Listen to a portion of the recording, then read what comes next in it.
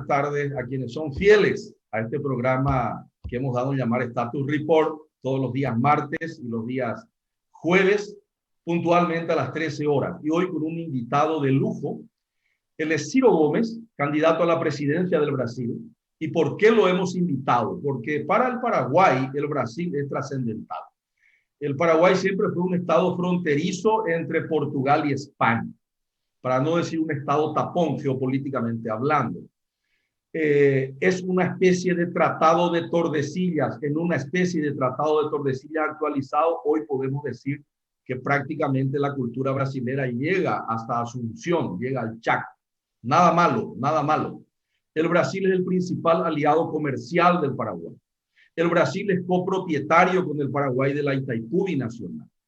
El Brasil es un destino de la reforma agraria brasilera en el este del Paraguay, donde hay muchos brasileros ejerciendo la profesión de la agricultura intensiva, en capital intensivo.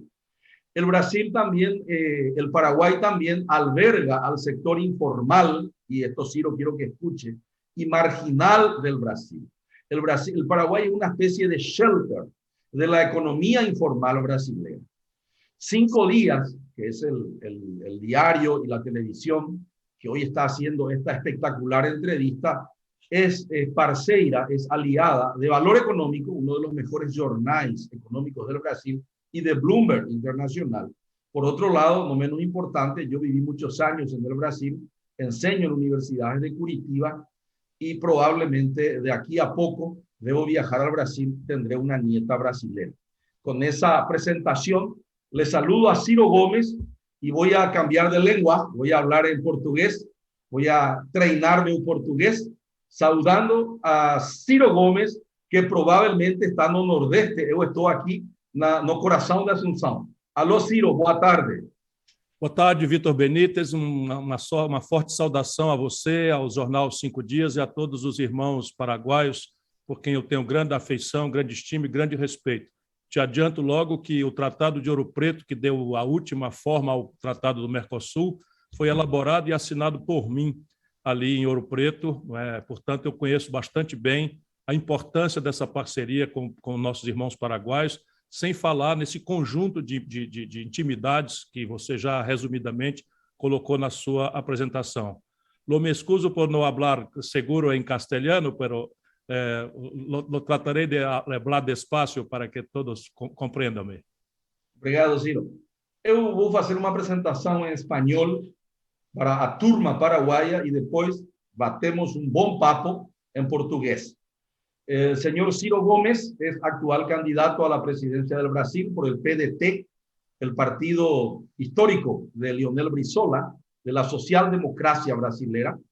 Es su 4ª vez que él intenta ser presidente, espero que ya sea la vencida. En 1998 fue el tercer candidato más votado, 2002, y en el 2018, si no estoy equivocado, y después le preguntaré a Ciro por qué no se presentó en el 2010, porque yo estuve mirando las encuestas y tenía una enorme intención de votos. Quizá era el candidato con mayor intención de votos del Brasil del 2010. Nació el 6 de noviembre del 57 en Pindamonhangaba, São Paulo, tiene 63 años. Fue intendente de Fortaleza, prefeito, apenas con 32 años, siendo el mejor intendente del Brasil en su época, según evaluaciones de instituciones especializadas. Fue desde el 89 al 90. Fue llamado para ser gobernador de Ceará, se presentó y ganó las elecciones del 91 al 94. También su estado, digo, valga la redundancia, fue evaluado como el mejor estado en políticas públicas de todo el Brasil. Fue ministro de Hacienda de Itamar Franco, consolidando el Plan Real desde el 94 al 95. Estoy yendo cronológicamente.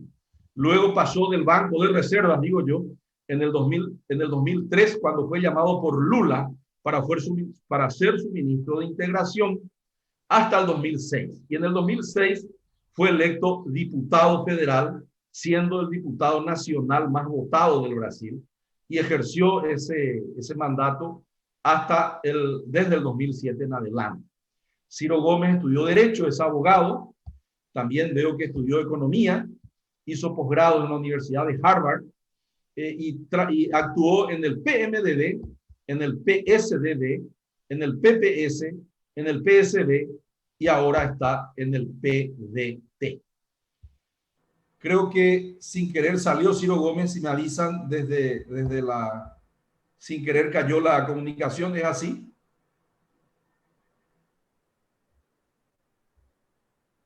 Bueno, voy a ver, acá me dicen. Sí, pidió para volver a la sala, si le pueden habilitar, por favor. Está entrando en este momento de nuevo. Si tienen la gentileza de habilitarle, me está hablando por WhatsApp.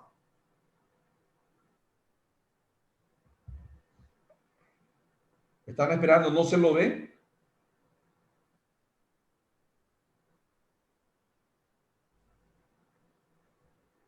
Bueno, vamos a ver, son problemas. Yo tengo una buena internet, paradójicamente, espero que también. Vamos a una pequeña pausa, tenemos mucho tiempo hoy, vamos a estar más de una hora. Vamos a una pausa, pero mantenemos la conexión por acá. Perfecto.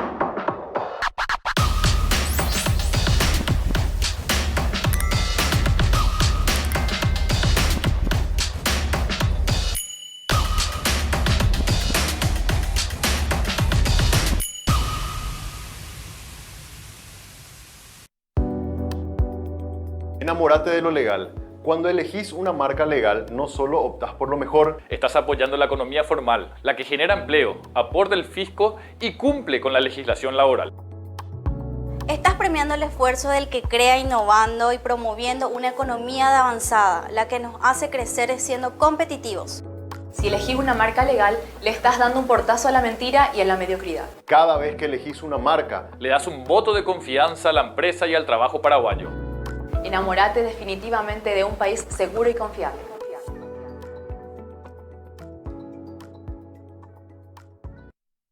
Colegio Cerritos, un lugar para crecer. Colegio Cerritos, con la mejor infraestructura. Contamos con plataforma online, clases personalizadas de refuerzos, inglés y computación desde los primeros niveles, seguimiento vía app y ferias culturales. Escríbanos al 0986-350-660. Excelencia en educación integral. Cerritos.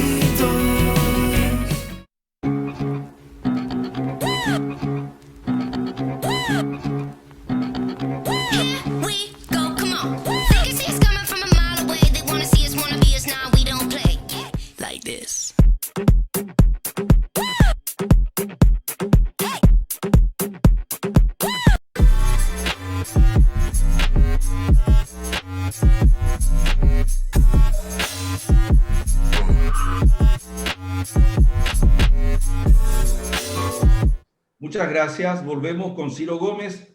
Estaba comentando que en su amplio currículum, él fue prefecto e intendente de Fortaleza, fue gobernador de Ceará, fue ministro de Lula, fue ministro de Itamar, fue diputado federal, el más votado en la historia reciente del Brasil.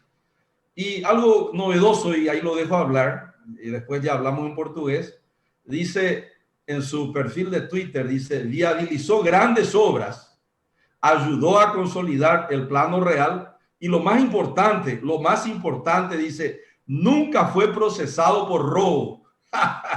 Imagínense tener que escribir eso en su currículum. Dice, nunca eu fui parte de roubalheira. Isso é o mais importante. Imaginem a Angela Merkel, a Stefan Löfven da Suécia escrever isso no seu currículo. Mas na América Latina precisamos escrever que eu não estou em roubalheiras. Boa tarde, Ciro, de novo. Agora já a gente conhece seu currículo e a pergunta-chave é: quem é o Ciro Gomes fora do currículo?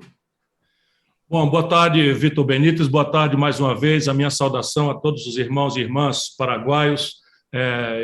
Escúchame por não falar bem o castelhano, eu compreendo melhor que hablo, como todos os brasileiros.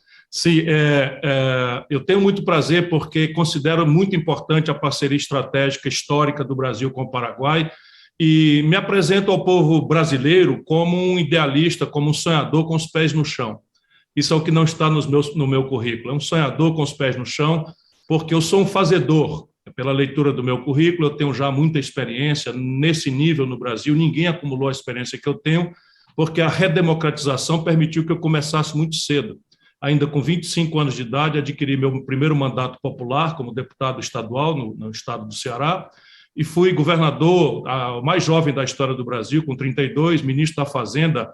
Assinei o acordo do Mercosul, por exemplo, o Tratado de Ouro Preto, e aí me deu muita intimidade com as questões estratégicas da parceria Brasil-Paraguai, Argentina e Uruguai, naquele primeiro momento, e fui ministro da Fazenda também mais jovem do Brasil, estou ali na hora da consolidação do Plano Real. E tem uma história de vida limpa que lamento ter que colocar no meu currículo, mas no nosso país, infelizmente, a corrupção virou um fato praticamente entranhado na biografia de todos os governantes da redemocratização para cá, o que é extremamente vergonhoso para um país como o nosso, mas nós precisamos responder a isso com exemplo e não com palavras. Obrigado.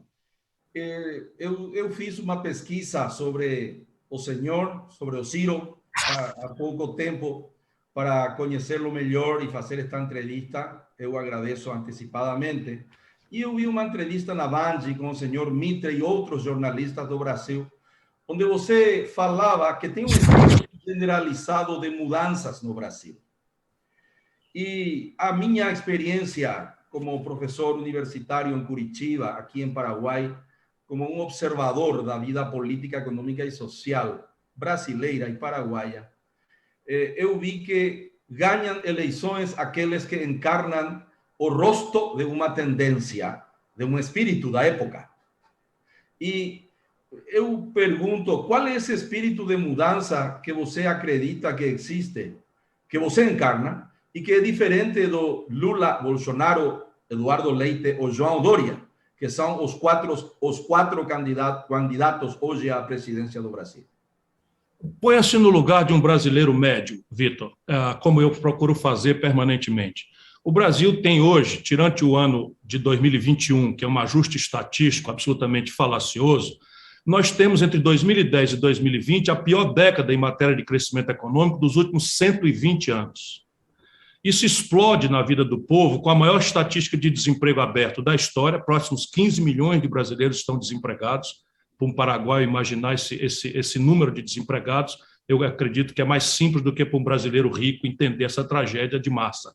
O Brasil tem hoje 40 milhões de pessoas empurradas para viver na informalidade, no maior volume de precarização do trabalho da história brasileira. Esses dois números, mais o número do desalento, que é como o nosso Instituto de Estatística nomeia aqueles que, procurando emprego e não conseguindo, desistiram de procurar. Então, eles não estão classificados na estatística oficial brasileira como desempregados, mas sim como desalentados. São 6 milhões de pessoas.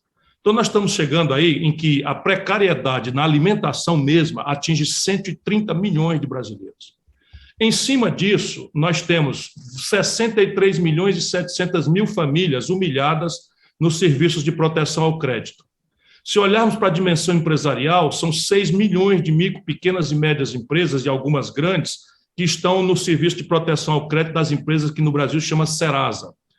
E nós temos 4 vezes a média de mortes por habitante do mundo em matéria da pandemia, com um presidente que, desde o primeiro momento, pôs-se em antagonismo com a ciência, não é, prescreveu remédios sem nenhuma eficácia, como um verdadeiro charlatão, atrasou as vacinas, e isso fez com que o Brasil entrasse num escândalo que está sendo documentado por uma comissão parlamentar de inquérito, em que o atraso na vacinação dos brasileiros deveu-se a um submundo de corrupção e roubalheira na vacinação.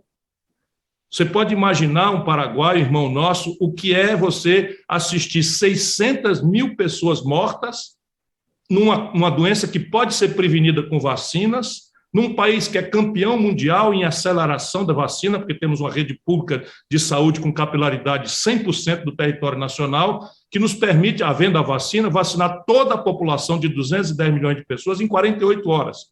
Nós ainda não chegamos a 27% de cobertura vacinal com as 2 doses. Então, é um conjunto de fatores muito grave que estabelece que o fator dominante hoje no Brasil é uma mudança profunda, uma mudança radical. E essa mudança, certamente, o apelo por essa mudança, num primeiro momento, tem um Bolsonaro como alvo. Mas na medida em que, ao passar do tempo, nós estamos a 14 meses e alguns dias das eleições, ao passar do tempo, todos os candidatos serão vistos nas enquestas, nas pesquisas, como capazes de derrotar o Bolsonaro. A aparência de que só o Lula seria capaz de derrotar o Bolsonaro vai sumir do imaginário brasileiro. Então, esta mudança vai ser um pouco mais exigente. Para além de nos livrar do Bolsonaro, a população vai pedir uma proposta do que colocar no lugar. E aí o Lula é corresponsável por essa tragédia brasileira. Não existiria o bolsonarismo criminoso, corrupto, genocida, se não fosse a irresponsabilidade absoluta do Lula e o descuido com que o Lula tangeu, seja do seu ponto de vista econômico, seja do seu ponto de vista de levar a corrupção à centralidade do seu modelo de poder no Brasil. Tudo isso está flagrantemente documentado e a tendência da campanha é revelar de novo ao conjunto da nação brasileira o conjunto de razões pelas quais 70% do eleitorado de São Paulo, do Rio de Janeiro, de Minas Gerais, onde se concentram 50% do eleitorado brasileiro, votaram no Bolsonaro contra o Lula, ainda agora em 2018. Tá bom.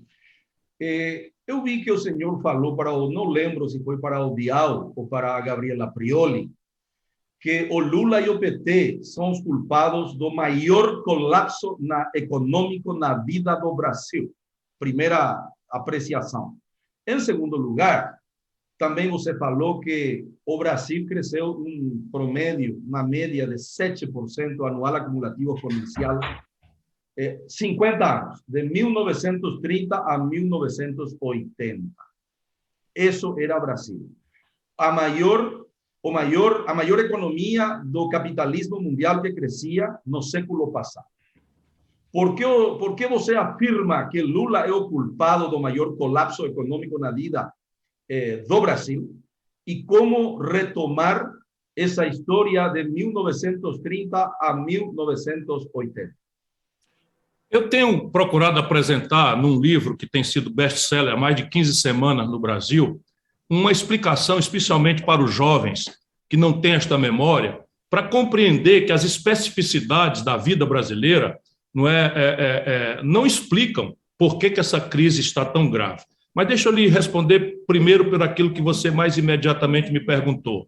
Eu costumo balizar minhas reflexões por números, porque eles nos permitem nos proteger de paixões, ódios e de fake news, que são um fenômeno, a praga fenomenal dos tempos de internet. Então, veja, nunca houve na história brasileira uma queda acumulada de 7 pontos percentuais em apenas 24 meses. Esta queda foi obtida no governo Dilma. Então, é a pior crise econômica da história brasileira, apurada por um número oficial. 7% de queda do PIB em 24 meses. Esse é o número. E ele se desdobra em vários outros números. Eu lhe denuncio, por exemplo, o desemprego de quase 15 milhões de pessoas. A Dilma pegou o Brasil com 4 milhões de desempregados e deixou com 11 milhões. Então, o salto entre 4 e 11 milhões é ainda maior do que o salto entre 11 milhões e 15 milhões que nós imputamos ao Bolsonaro. Ou seja, o Bolsonaro tem agravado toda a questão estrutural. Mas eu não falo isso senão para demonstrar a necessidade de nós pormos em perspectiva o debate sobre o modelo econômico ele mesmo.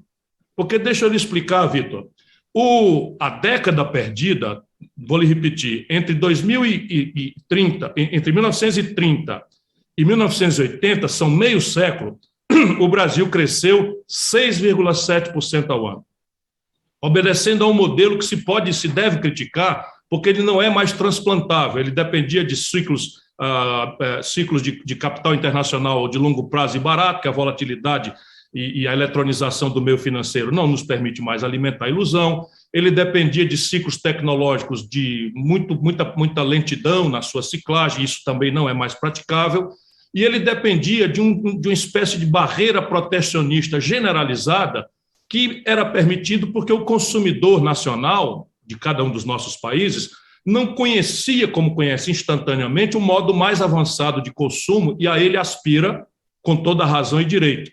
E, portanto, esse velho modelo nacional desenvolvimentista que fez essa proeza, não é de crescer meio século a 6,7% ao ano, não é mais literalmente praticável.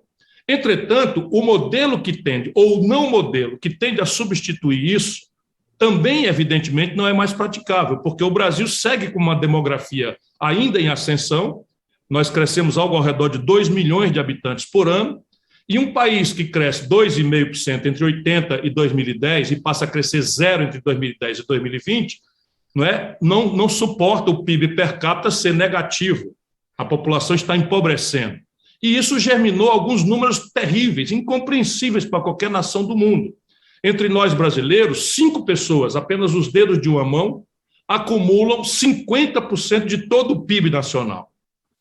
E isso acontece depois de 6 eleições de retórica centro-esquerdista, que é o social-democracia do Fernando Henrique ou o esquerdismo da boca para fora do PT, que, na verdade, cristalizaram cometendo o crime perfeito de anestesiar as tensões sociais com políticas sociais compensatórias, que cumprem um papel de banir a fome, isso é muito importante, mas anestesiam as tensões sociais, e os números nos quais eu me refugio são chocantes. No período que o Lula manda no Brasil, 4 mandatos, o Estado Nacional Brasileiro transferiu para os mais ricos 4 trilhões e 88 bilhões de reais, que é o número oficial de transferência de juros para a meia dúzia de rentistas que dominam a vida brasileira. Enquanto isso, transferiu para os milhões de mais pobres pelo Bolsa Família meros 322 bilhões de reais. Ali são 4 trilhões com T, de tarugo, né? Aqui são 300 com B de bola.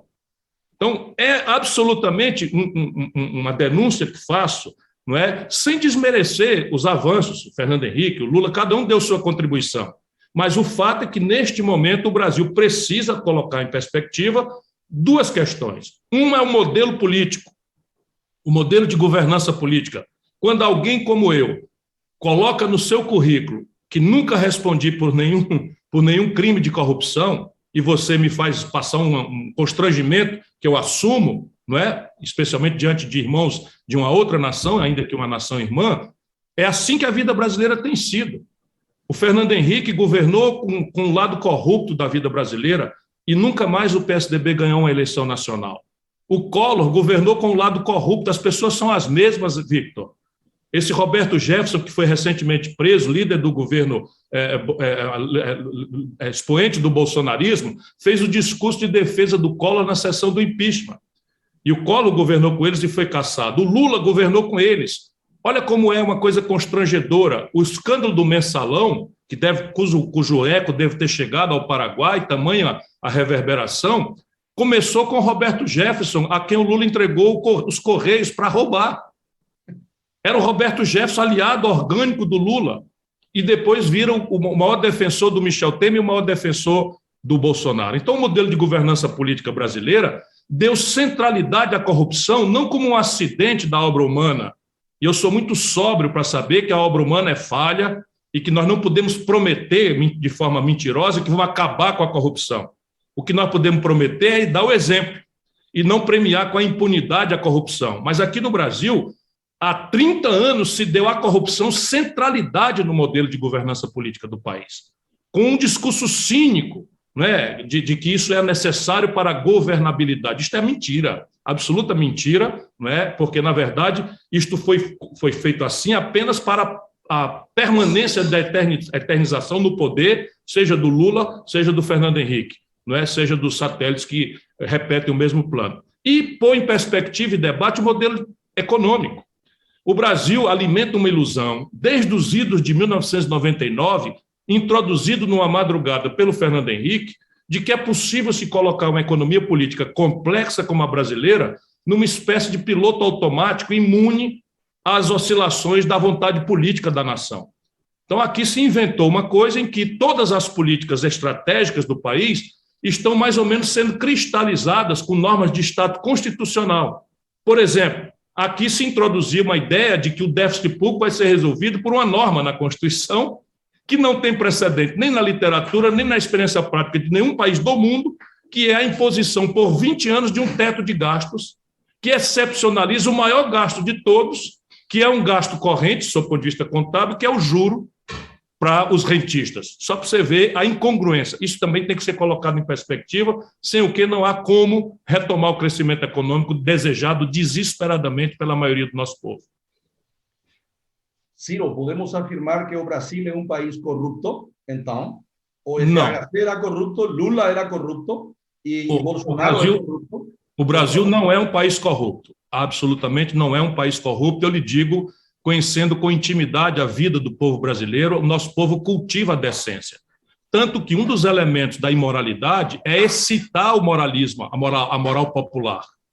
Quando você vê, por exemplo, o Renan Calheiros, que é um homem que está nos escândalos do governo Lula, nos escândalos do governo Fernando Henrique, hoje se apresenta como relator da CPI que vai moralizar o Brasil contra a corrupção do Bolsonaro.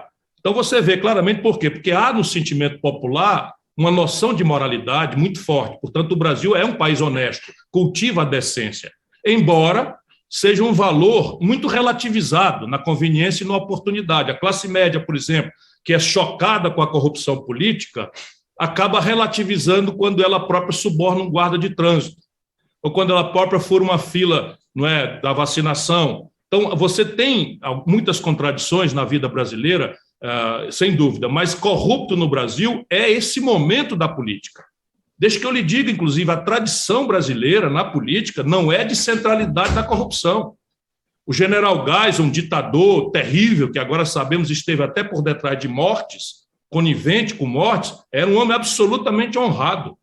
Não é? O Juscelino Kubitschek foi agredido, insultado pelas forças da direita no Brasil, 1000 acusações, homem honrado, nunca se provou contra ele. O Getúlio Vargas foi acusado de forma criminosa de corrupção, se matou como um manifesto, não é, contra a usurpação do poder popular e a alienação do interesse nacional a potências estrangeiras. Também um homem absolutamente reto.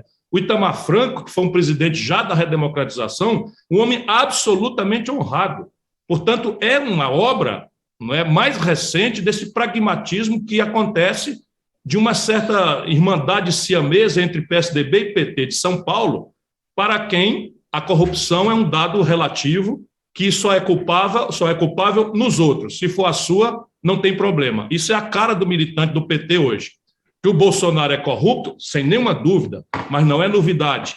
A elite brasileira, como fez lá atrás com o Collor, empacotou um Bolsonaro moralista, mas eu fui contemporâneo do Bolsonaro na Câmara Federal.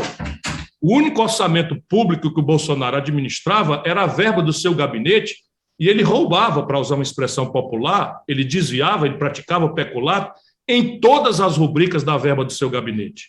Se você tiver dúvida, entre no portal da Transparência e compare os gastos do meu gabinete com a indenização de gasolina.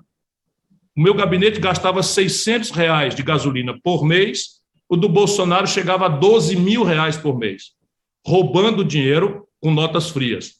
O Bolsonaro tinha 5 funcionários que assinavam fantasmas, que assinavam recibo, e ele botava o dinheiro no bolso. O Bolsonaro tem um patrimônio imobiliário adquirido antes de ser presidente, como deputado, equivalente a 15 milhões de reais, a maioria comprado com dinheiro em espécie.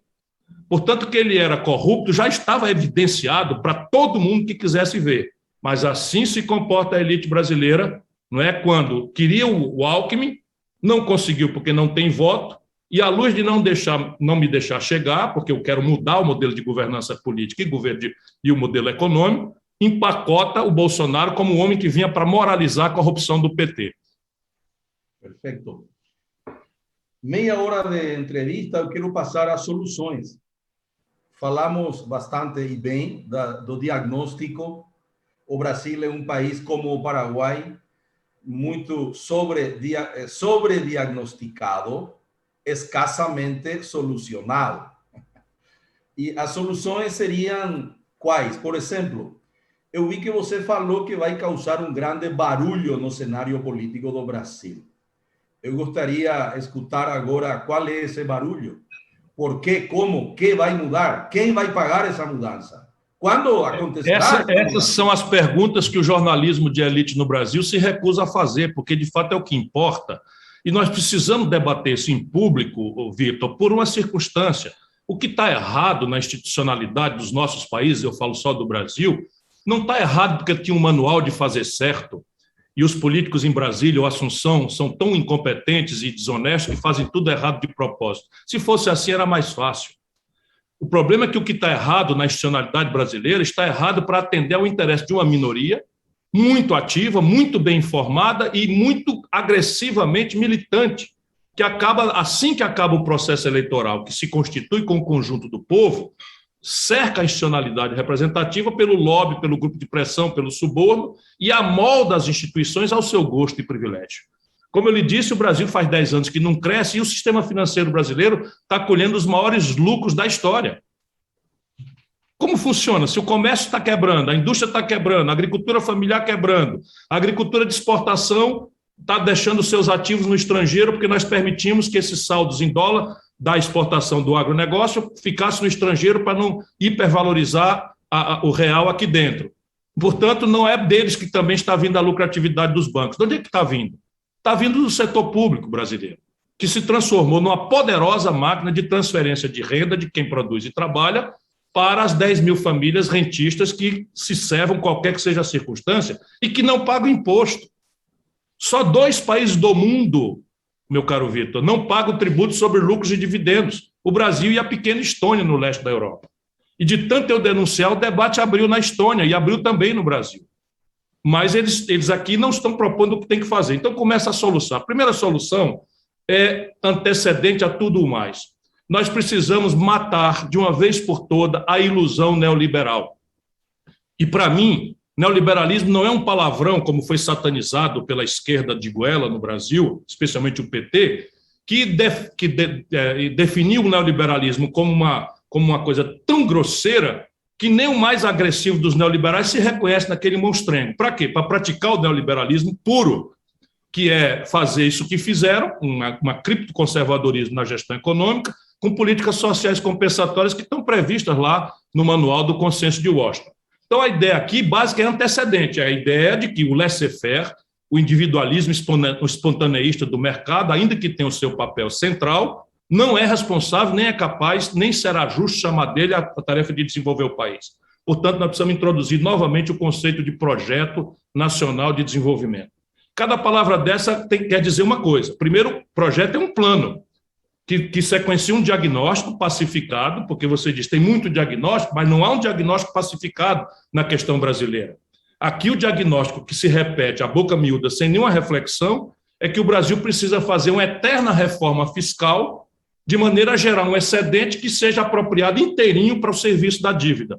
Ora, o Fernando Henrique começa essa retórica no momento em que a carga tributária brasileira era 27% do PIB e a dívida pública era 38% do PIB. Termina o governo a dívida pública com 78% do PIB e a carga tributária com 32,5% do PIB. A provar com números que tudo mais é mentira, propaganda, mistificação, e o Lula produziu superávites monstruosos. Enquanto o PT faz a apologia de um programa de desenvolvimento, etc., O Lula fez um maior superávit primário consistente por 6 anos, dos seus 8 anos, e a dívida só cresce.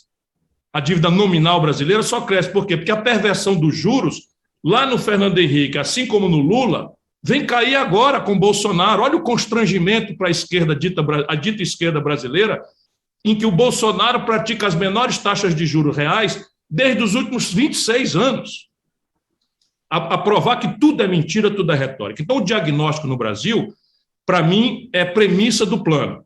E o diagnóstico, basicamente, tem 3 premissas, e você me interrompe se eu estiver sendo muito longo, mas é como o padre Antônio Vieira dizia, não é? Desculpe, não posso ser breve em tratando de soluções que nunca ninguém quer discutir.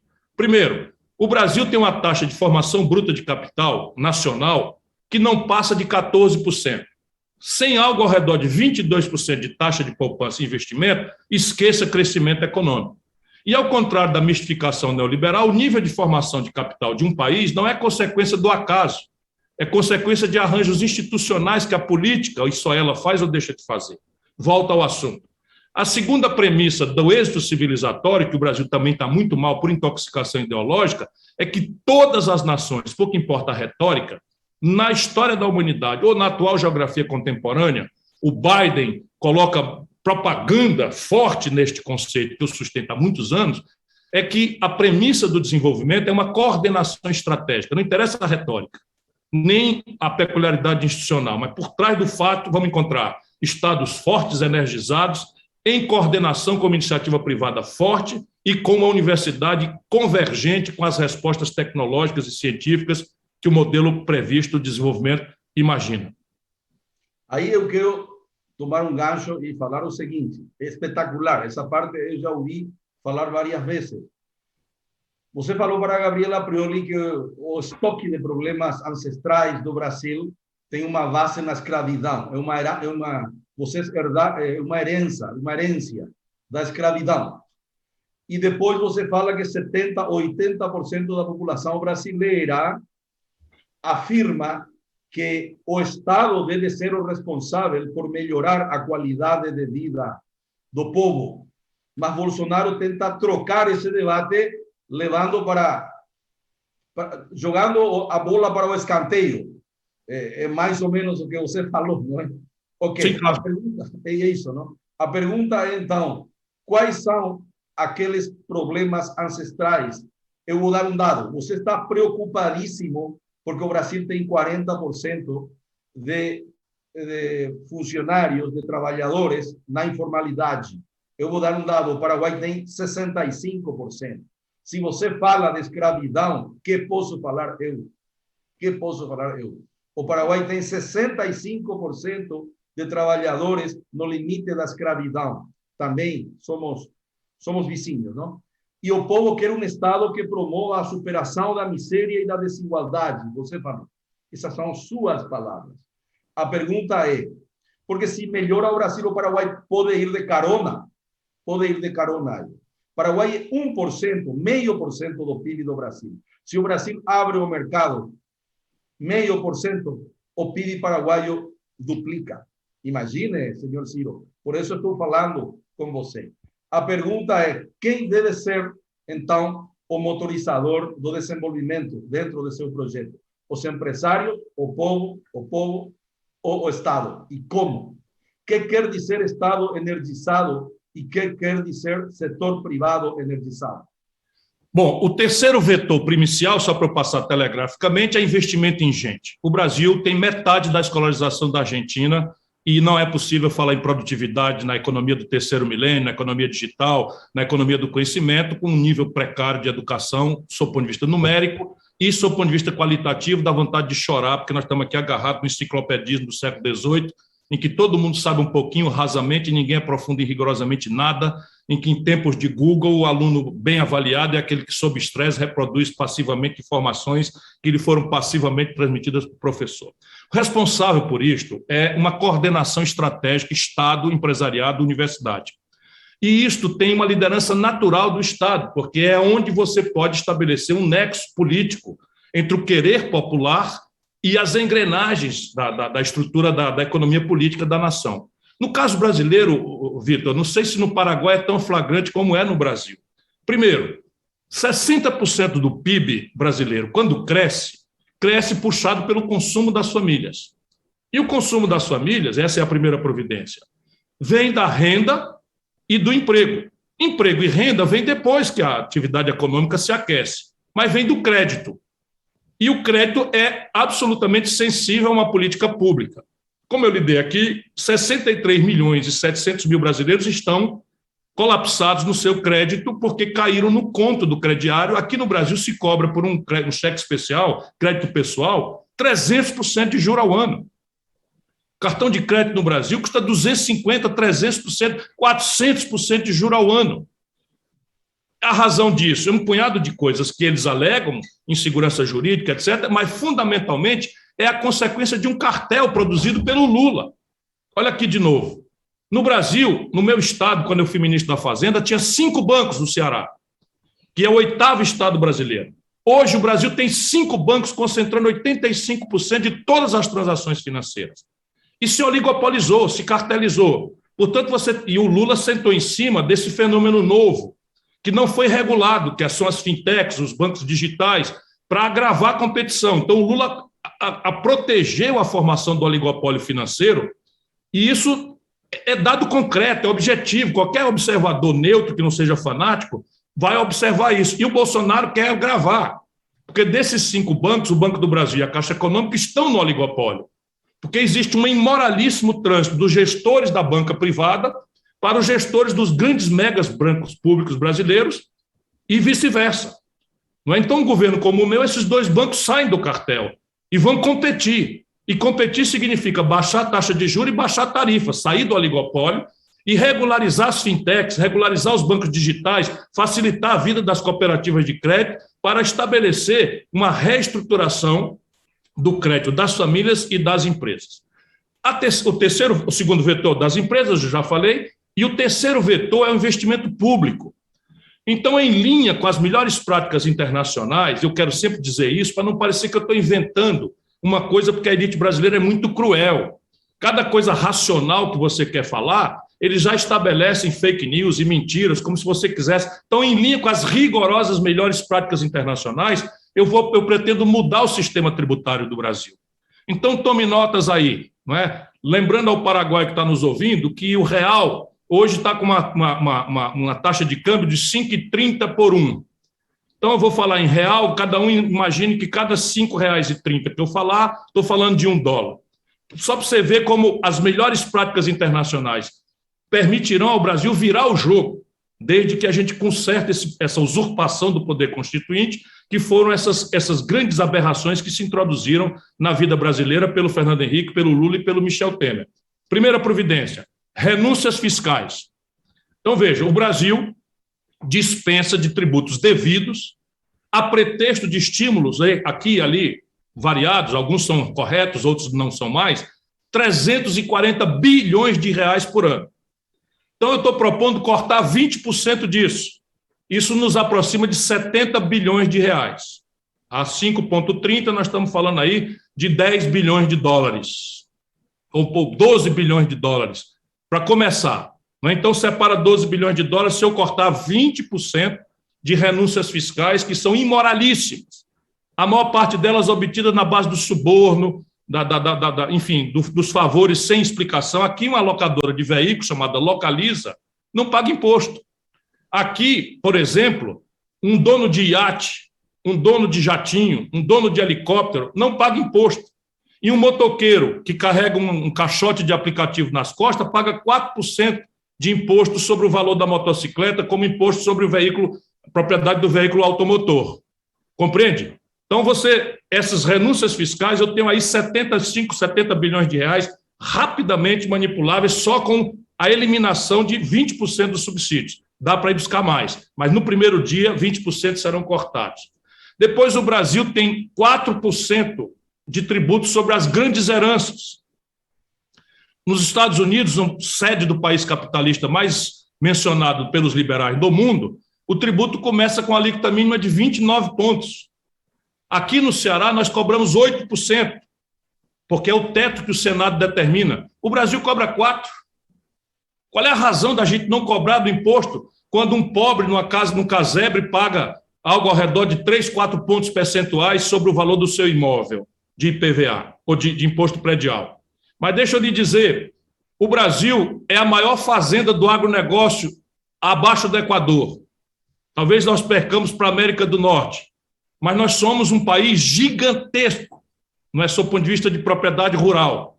Você sabe, e isso aqui no Brasil não sai na imprensa, que esta imensa fazenda do agronegócio do mundo paga de imposto territorial rural menos do que a classe média de São Paulo paga de imposto predial por mês. Então, a imensa fazenda do agronegócio paga por ano menos do que a São Paulo paga de imposto predial e territorial urbano por mês. É justo isso? E você vai vendo os legados da escravidão em todos os lugares. Qual é a explicação para a classe média pagar o IPTU que paga e um latifundiário que, inclusive, às vezes não está nem cuidando do meio ambiente, não está depredando floresta, está matando populações tradicionais, não pagar sequer um imposto razoável? Eu não quero espoliar ninguém. Não quero espoliar ninguém. O mundo inteiro cobra tributo sobre grandes fortunas. Eu fiz um ensaio em que uma alíquota média de 1 ponto percentual, com a alíquota mínima de 0,5 e a alíquota máxima de 1,5 ponto percentual, sobre os grandes patrimônios acima de 20 milhões de reais, 5 milhões de dólares, sabe quantos brasileiros atingiríamos? 58 mil em 210 milhões de pessoas.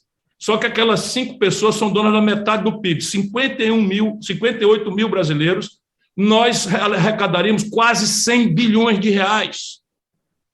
Ou seja, aqui com rápidos números, eu estou achando algo ao redor de 3 trilhões de reais em 10 anos, que eu estou indicando para financiar 3 trilhões de reais para financiar a virada do jogo por esses caminhos que eu estou lhe fazendo. Mas há outras peculiaridades brasileiras. Por exemplo, o Brasil é um estado ultrafederativo.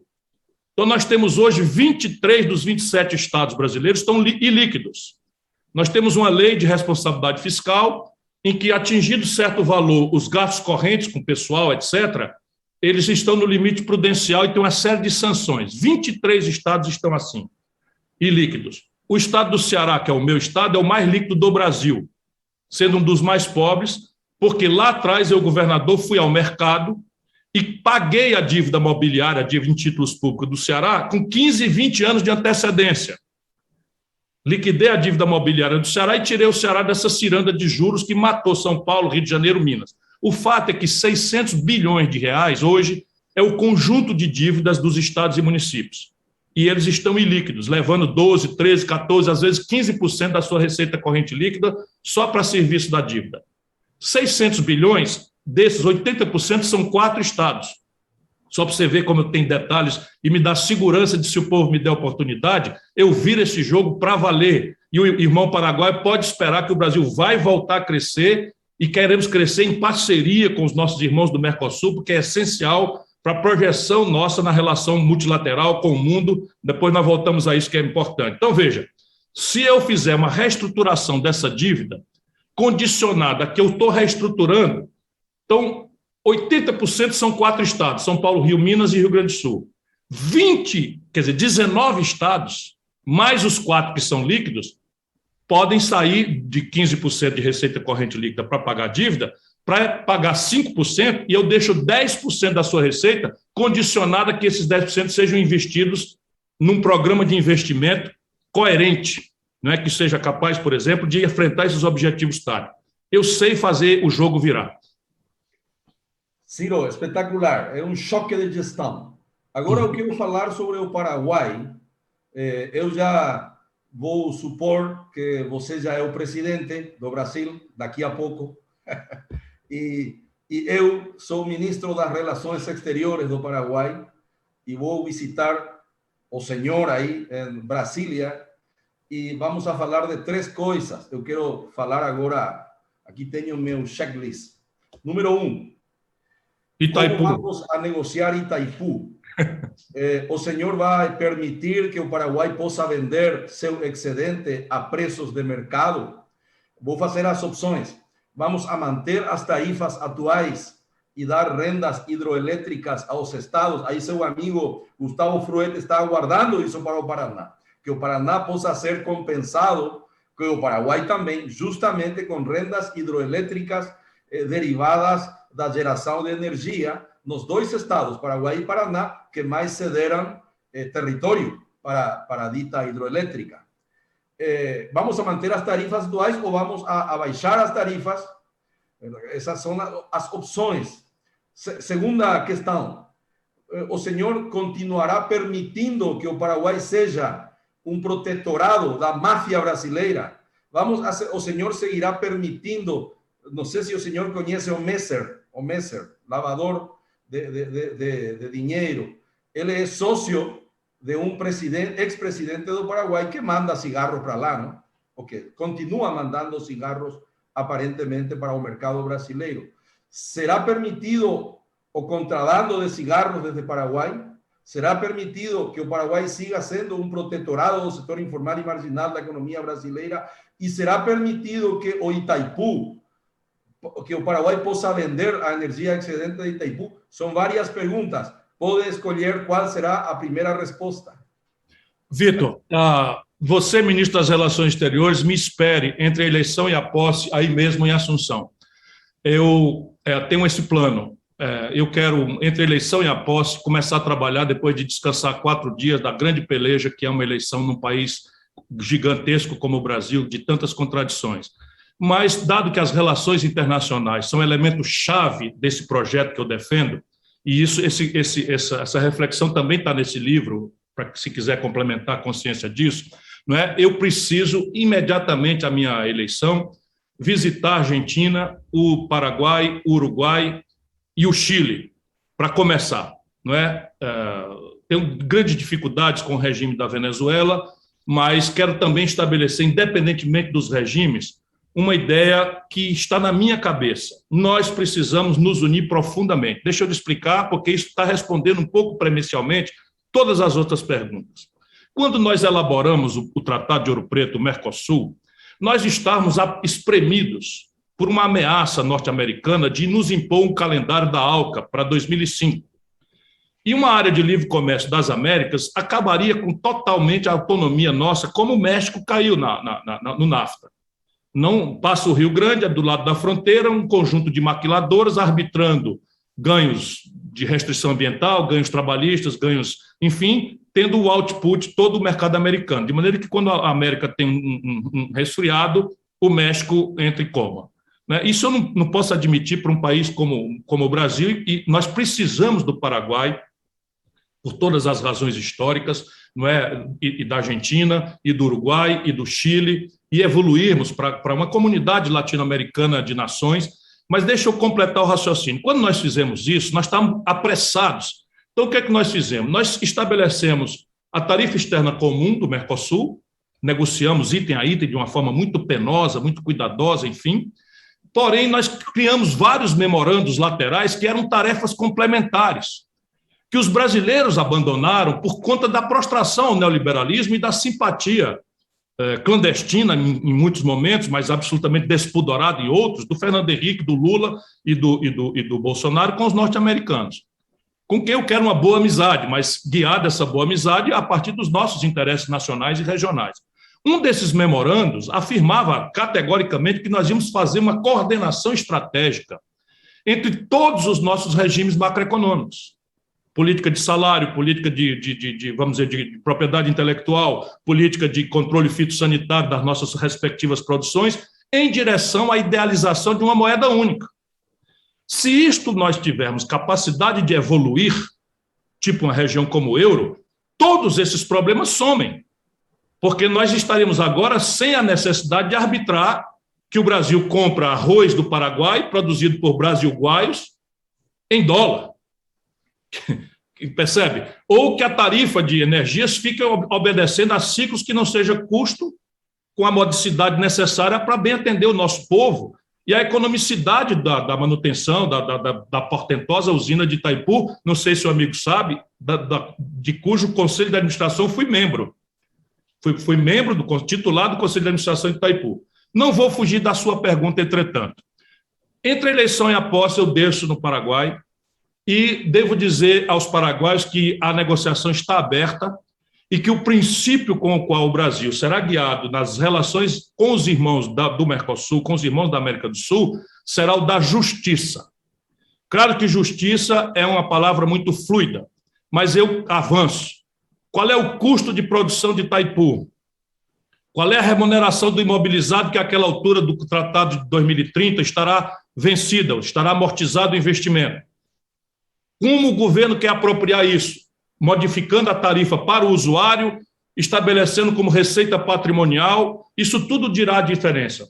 Permitir o mercado spot é uma opção, rigorosamente, é uma opção justa que o Paraguai, no sentar da mesa, coloque.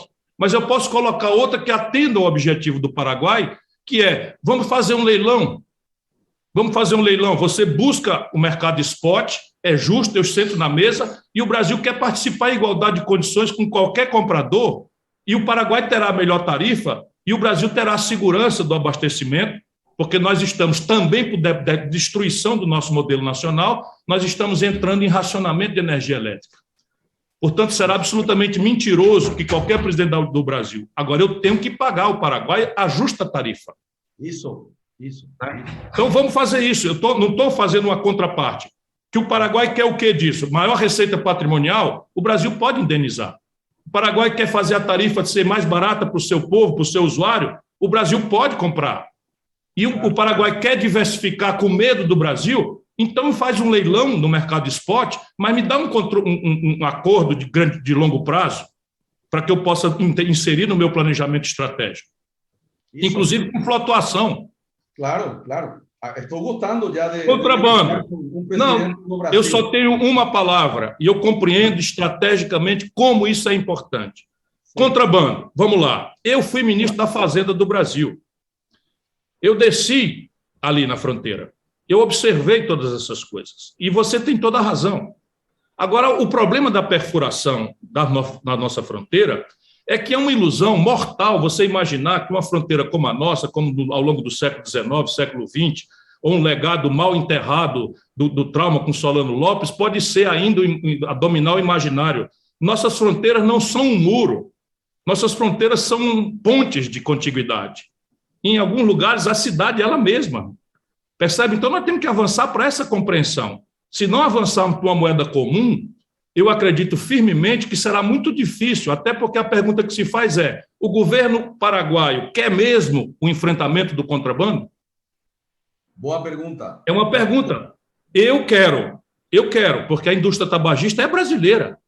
Isso. E nós exportamos com 80% a menos de tributo, portanto, o preço fica completamente artificial, e aí bate e volta. E muitas vezes, não sei se o amigo conhece, nós temos um tratado em que o Porto de Paranaguá permite o desvencilhamento de contêineres pela alfândega do Paraguai sem inspeção brasileira.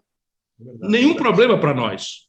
Agora, o que eu quero dizer? Eu vou fazer o que o Paraguai gostar que se faça.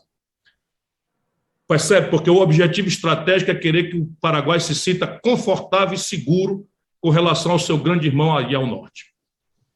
Sim, agora já estou me sentindo mais confortável de negociar com um presidente do Brasil. Sei lá, me apresento como candidato aqui no Paraguai e já negociamos daqui a pouco. Sim, senhor. Bom, finalmente uma pergunta adicional. Veja, eu tenho mais detalhes da nossa relação. Eu tenho mais detalhes. A população brasileira que atravessou a fronteira para produzir arroz trabalha numa condição completamente desigual, porque o tipo de tributação, o tipo de câmbio, o tipo de controle fitossanitário que eles têm no Paraguai é muito mais favorecido do que o que tem do outro lado da fronteira, no Rio Grande, por exemplo. Sim. E nós precisamos entender isso como elemento de contato e não de conflito. Não, perfeito. A pergunta é a seguinte: Cidade del Este e toda a fronteira paraguaia vende produtos reexportados da China, especificamente para São Paulo, devido ao grande desemprego que tem o Brasil, que você já falou. 10 milhões de desalentos, você falou. 15% de desemprego, sei lá. 86 milhões é a população brasileira que deve trabalhar e tem 10 milhões de desalentos. Imagina, a população paraguaia é 7 milhões e você tem 10 milhões de caras... O número de desalentados são 6 milhões. 6 milhões de desalentados, de pessoas que estão procurando trabalho e já não... Não, que desistiram de procurar emprego. Quem procura e não acha, são 15 milhões de pessoas em número redondo. Isso, 15 milhões. Valeu. Que choque de gestão para diminuir o desemprego em São Paulo, porque isso significa também contrabando, sacoleiros e muambeiros, ou muambeiros. E, em segundo lugar, por último, não menos importante, a reforma agrária brasileira foi feita à custa do Paraguai, porque aqui não tem IBAMA, e como temos um Estado fraco, desinstitucionalizado, qualquer pode vir de Rio Grande do Sul, nossos irmãos, e alguns cumprem com as suas obrigações medioambientais e outros não. Deveríamos ter algum modelo de transferência de tecnologia para trabalharmos juntos na fronteira com os brasileiros, que hoje são paraguaios. Já não tem brasileiros, porque todos têm filhos paraguaios. Temos que formalizar essa população, senhor Silvio. Então, a pergunta final seria: qual seria o choque de gestão para rapidamente gerar empregos? E, por último, como trabalharmos juntos essa reforma agrária que é permeável nos dois lados da fronteira? O único setor que responde com brevidade a uma promessa de empregos com urgência é o setor da construção civil. Então, eu tenho um programa bastante claro, bastante objetivo, porque, veja, entre outros desastres, o Brasil tem hoje algo ao redor de 24 mil obras públicas paradas. Vocês, paraguaios, têm uma noção da centralidade que obra pública é, porque vocês basicamente trabalham com agronegócio, obras públicas, que são um percentual importante da sua economia. Pois bem, assim é no Brasil. Então, a única coisa que nós podemos prometer de urgência em emprego, enquanto se reestrutura o modelo de desenvolvimento, reestrutura-se o crédito das famílias, das empresas, isso eu pretendo fazer em 6 meses, não é, para começar a colher o efeito disso macroeconômico nos 6 meses seguintes, não é possível, mas na construção civil há um programa já bem pensado em que a pretensão é ocupar 1 milhão de pessoas. Claro que o amigo sabe que a reconversão de um desempregado ou de um comerciante da informalidade que pega uma sacola de bugigangas chinesas no Paraguai e traz para São Paulo vender, para daí ir para a construção civil, não é uma reconversão simples. Mas a construção civil, qual é a razão? É que ela emprega instantaneamente, porque essas obras já estão licenciadas, já estão licitadas, e elas não importam insumos do estrangeiro e, portanto, elas não exigem maior qualificação dessa mão de obra. Eu vou começar com um programa massivo de obras públicas, basicamente de urbanização de favela, moradia popular, saneamento básico, na desestruturada periferia das grandes cidades brasileiras. A reforma agrária precisa ser trazida ao debate também no Brasil, com as compreensões que ela deve ter da diversidade do território brasileiro e das absolutas novidades que há no mundo da produção e da divisão internacional do trabalho. Então, aquela concepção dos anos 50, de que você confinar uma família num pequeno lote era suficiente para que ela se libertasse da miséria, hoje, por regra, não é mais válido. Por quê? Porque hoje 1 quilo de feijão ou 1 quilo de arroz em Assunção pode chegar do Paquistão, não é do Brasil, pode chegar do Paquistão por um misto de tecnologia, produtividade, manipulação da taxa de câmbio ou escala, mais barato do que custa produzir em Cidade do Leste. E é preciso introduzir essa lógica. Portanto, a reforma agrária que eu pretendo introduzir no Brasil vai propor, não é, um canal de comercialização, inclusive conectado ao comércio exterior, e para isso eu preciso ganhar com conceitos novos de concorrência cooperativa, de adensamento tecnológico, de reconversão dos pratos produtivos. E aí não tem cabimento que um país como o Brasil, que tem o maior estoque de terras agricultáveis do mundo, ociosas ainda, que tem ganho produtividade de forma extraordinária, esse portento que é a soja do Cerrado, foi biotecnologicamente desenvolvido por uma empresa pública brasileira, a Embrapa. O Cerrado não era uma região produtiva para os tratos tradicionais há 25 anos atrás, e hoje é um portento de produtividade. A metade sul do Rio Grande do Sul é a região que mais regride em termos de desenvolvimento econômico de todo o território brasileiro, Vitor. E boa parte porque, quando celebramos o Mercosul, estávamos preocupados com a centralidade da indústria, preocupados com a desindustrialização brasileira, que é uma tragédia, e acabamos facilitando um pouco, com grande queixa para a metade sul do Rio Grande do Sul, a importação de vinhos, ou de laticínios, ou da risicultura dos nossos irmãos do outro lado do Rio Paraná, enfim, do Rio Uruguai, etc. É preciso que nós tratemos isso todo em conjunto. Tá bom. É preciso tratar isso em conjunto, porque o Brasil tem como fazer, como já fizemos no passado. Mas veja, agora o que está se estressando é a fronteira amazônica. Não faz nenhum cabimento. Mas olha o que aconteceu no Brasil. 30 anos atrás, o governo brasileiro chamou os gaúchos, os nordestinos, etc., para ocupar a Amazônia. E a forma de adquirir um título formal da terra era provar para o Instituto de Terras que desmatou. Veja, isso era 25 anos atrás. O cidadão arrumou a mala, desfez os seus laços familiares e de amigos, quebrou suas tradições de telúricas e foi no mundo, num universo completamente estranho, de clima, de solo, de pragas, etc., de epidemias como a malária, com a condição de que, para ter o papel da terra, era preciso provar que desmatou. 25 anos depois, o governo agora diz que ele é um marginal, que ele é um bandido, que tem que ser preso. Por quê? Porque desmatou. A nossa população está pirada e está votando em massa no Bolsonaro porque não aguenta mais. Por quê? Porque toda a questão ambiental não considera, porque é feita por uma elite, não considera a vida de 40 milhões de pessoas. Eu quero governar o Brasil com um plano. Nesse plano, por exemplo, o Brasil terá sobre o seu território um zoneamento econômico e ecológico. Aqui pode, aqui não pode.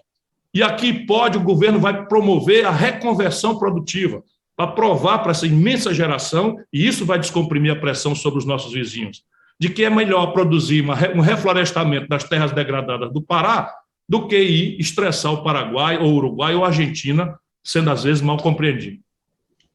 Sim. Eu gostaria de tomar duas promessas, se for possível, para ir finalizando. Então, podemos concordar que seria possível seguir trazendo brasileiros a produzir, mas não só proteína animal e vegetal, mas, sobretudo, integrando processos em cadeias produtivas e trazendo também indústria. É bom trazer produtores de milho, gaúchos, isso. Eu gostaria de co-escrever seu livro e de adicionar, com todo respeito, no seu livro, tema 1, integração de cadeias produtivas para ter produtos made by Sadia, assembled in Paraguai. Feitos pela e para a Sadia, para o Perdigão, para a Ambev InBev, para a Brasil Food, mas que esses produtos sejam feitos no Paraguai.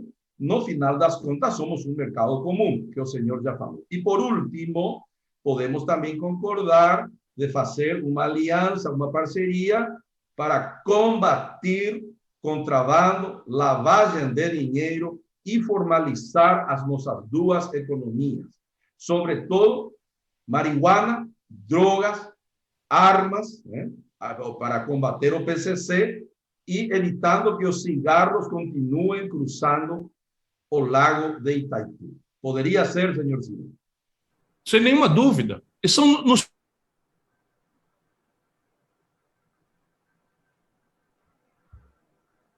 Opa, se cortó a comunicação quando ele falou sem nenhuma dúvida. ¿Están en Casa Matriz allí? ¿Me están escuchando?